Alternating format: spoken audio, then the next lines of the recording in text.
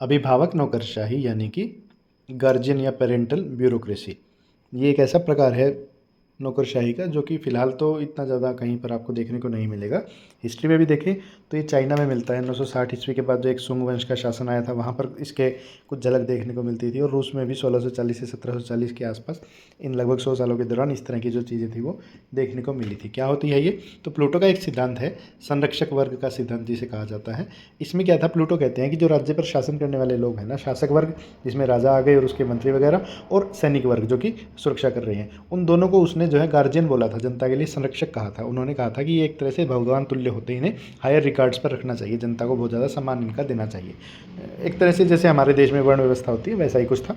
तो प्लूटो के इस सिद्धांत के आधार पर ही इस तरह की नौकरशाही जो है एग्जिस्ट करती थी कहीं कहीं पर। कुछ एग्जाम्पल मैंने आपको बताए हैं। इसमें होता क्या था कि जो नौकरशाही के सदस्य थे, जो व्यक्ति या अधिकारी थे, उन्हें श्रेष्ठता के आधार पर, योग्यता के आधार पर परीक्षाएं लेकर चयन किया जाता था।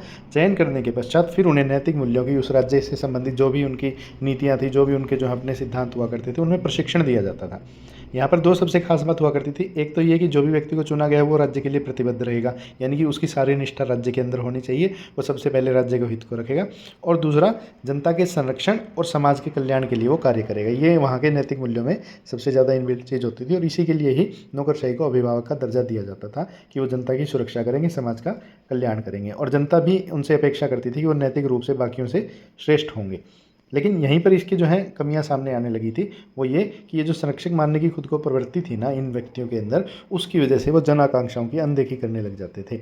जनता को हीन समझना, खुद को उनका संरक्षक मानना, खुद को भगवान के समान समझना, और उनकी मांगों पर ध्यान न देना। उन्हें लगता था कि जनता जो मांग रही है वो उनके लिए ज़रूरी नहीं है, जो हम इन्हें दे रहे हैं, जिस तरह की सेवाएँ, जिस तरह की सुविधाएँ, वही इनके लिए काफ़ी हैं। तो इसीलिए बहुत ज़्यादा जो है कामयाब नहीं हो पाई। आप जैसे देख पा रहे होंगे आजकल कहीं भी अभिभावक नौकरशाही आपको देखने को नहीं मिलती है।